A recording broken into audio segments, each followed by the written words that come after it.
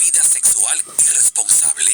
Uno de los principales riesgos de una vida sexual activa son las infecciones de transmisión sexual. Estas atacan agresivamente al infectado y sus consecuencias pueden ser degenerativas e incluso causar hasta la muerte. Otra de las consecuencias de las relaciones sexuales irresponsables es el embarazo no deseado.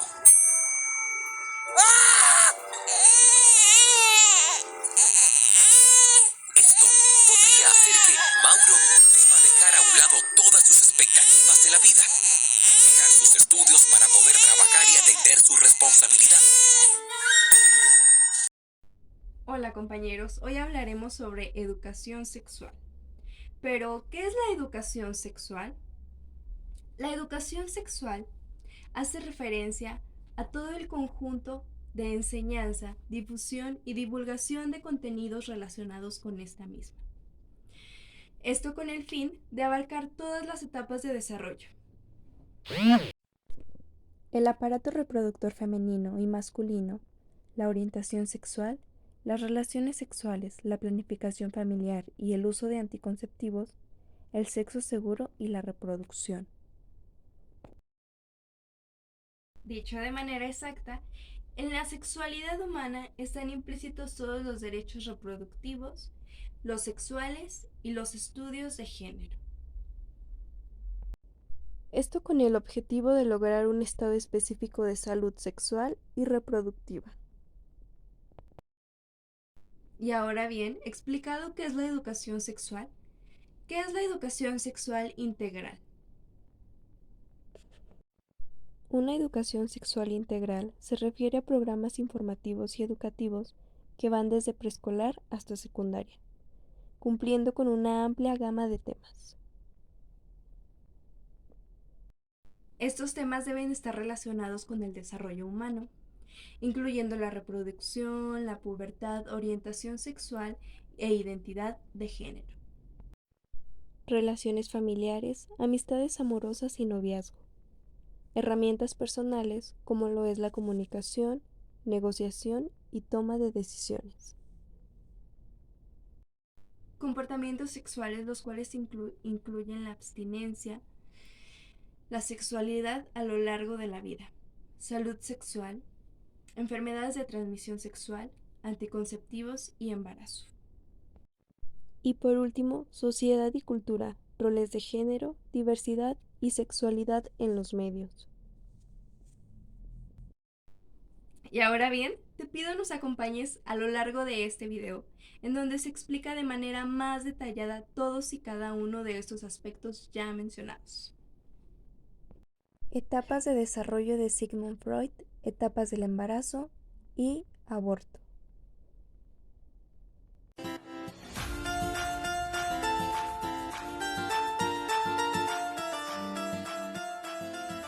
Eh, Etapas del desarrollo de Sigmund Freud. Estas etapas se comprenden por 5. Sería la etapa oral, la etapa anal, la etapa fálica, la etapa de latencia y la etapa genital. La etapa oral se comprende desde los primeros 18 meses de edad y su zona erógena es la boca, donde el niño siente placer al succionar los objetos. La etapa anal se comprende desde los 3 años y en esta etapa la zona erógena es el ano, es cuando se empiezan a controlar los esfínteres y el niño siente placer a la hora de defecar. La zona erógena, como lo mencioné, es el ano. La siguiente etapa es la etapa fálica. Esta etapa se da desde los 3 años a los 6 y se caracteriza porque la zona erógena son los genitales y es cuando el niño empieza a comprender las diferentes características que tiene el niño y la niña. La siguiente etapa es la etapa de latencia. Esta etapa se da desde los 7 años a inicios de la pubertad y en esta etapa se caracteriza porque no tiene zona erógena como tal. Todo lo que tenga que ver con lo sexual se congela. La siguiente etapa sería la etapa genital. Esta se da desde la pubertad hasta la adolescencia. Nuevamente se regresa la zona erógena a los genitales y en esta etapa se ven también las características que van cambiando debido a la adolescencia. En esta etapa se desarrollan las competencias necesarias para poder desarrollar su sexualidad. Bueno, la etapa del embarazo se da una vez que el hombre y mujer hayan tenido relaciones sexuales y que el hombre haya fecundado a la mujer. Este se divide por 3 trimestres. El trimestre 1 se da de la semana 1 a la semana 12. El segundo trimestre se da de la semana 13 a la semana 26. Y por último, el tercer trimestre se da de la semana 27 hasta finalizar el embarazo.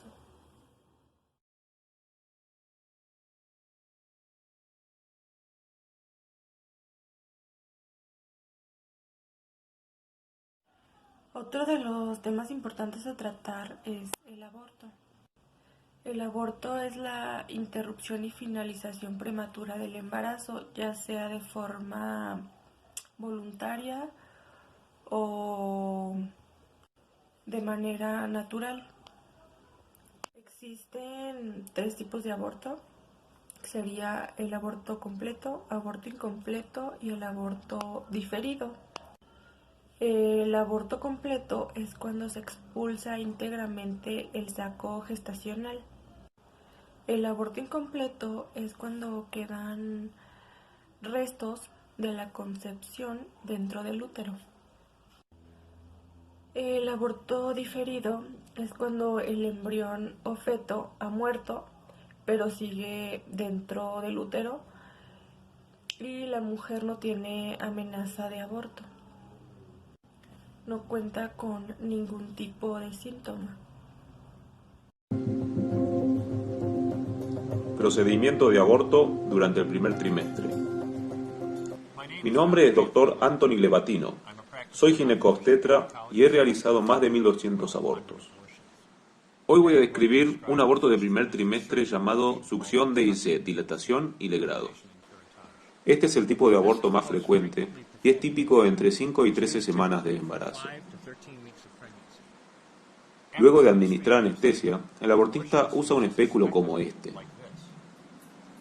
Se inserta en la vagina y se abre utilizando este tornillo sobre el costado, permitiendo al abortista ver el cérvix, la entrada al útero. El cérvix actúa como una puerta cerrada durante el embarazo, protegiendo al bebé hasta que esté listo para nacer. El abortista utiliza una serie de varillas de metal llamadas dilatadores como estos, los cuales aumentan el grosor y se insertan en el cuello de útero para dilatarlo, permitiendo el acceso al interior del útero donde se encuentra el bebé. El bebé tiene ritmo cardíaco, dedos, tobillos, brazos y piernas, pero sus huesos todavía son débiles y frágiles. El abortista toma un catéter de succión como este. Este es un catéter de succión medida 14, es de plástico transparente y de aproximadamente 23 centímetros de largo. Se inserta en el útero por el cuello uterino. La aspiradora entonces se enciende con una fuerza 10 a 20 veces mayor que su aspiradora hogareña. El bebé es rápidamente despedazado por la fuerza de succión y expulsado a través de la tubería hacia la aspiradora. Luego succionan la placenta. Aunque se vacía el útero casi totalmente, uno de los riesgos del aborto por succión es el aborto incompleto, principalmente partes del bebé o de la placenta que se quedan dentro. Esto puede llevar a una infección o sangrado. Con la intención de evitar esto, el abortista usa una cureta para raspar la pared del útero. Una vez que el útero está vacío, se retira el espéculo y termina el aborto. Los riesgos del aborto por succión incluyen perforación o laceración del cuello de útero, posible daño intestinal, de la vejiga y vasos sanguíneos cercanos, hemorragia, infección y en casos poco frecuentes incluso la muerte.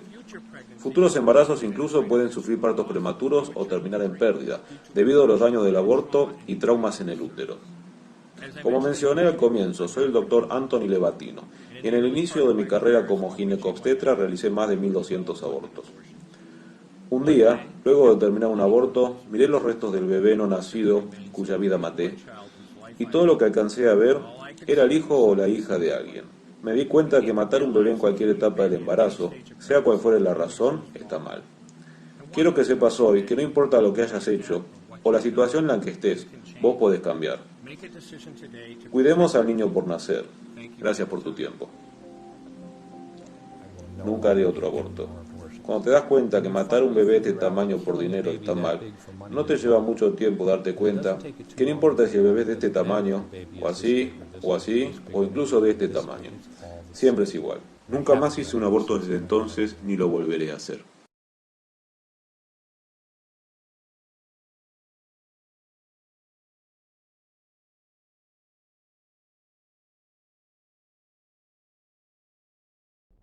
Pedagogía de la sexualidad, métodos anticonceptivos y orientación sexual. Pedagogía de la sexualidad. Existen varias ideologías. Una de ellas es la concepción moralista. Se relaciona con la visión católica, como la santidad y el pecado. Se induce a los fines de la reproducción de la especie. Otra es la corriente biologicista. Esta ve a la sexualidad como una etapa que inicia en la pubertad y termina en la edad adulta. La corriente patologista o de riesgo ve a la sexualidad por el lado negativo, como los contagios de las enfermedades de transmisión sexual, el embarazo adolescente y el VIH. El paradigma de los derechos y de la integridad tiene en cuenta la importancia de la sexualidad, la ve del lado positivo y está fuera de verla como una forma de reproducción.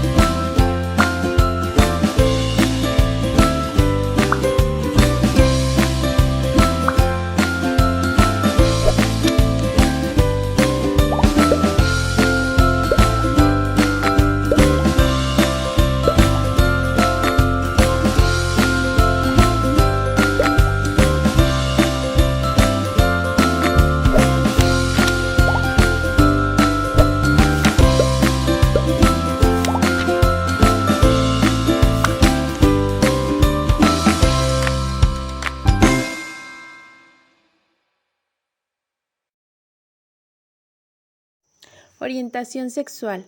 La identidad de género de una persona puede ser independiente del sexo con el que nació y su orientación sexual.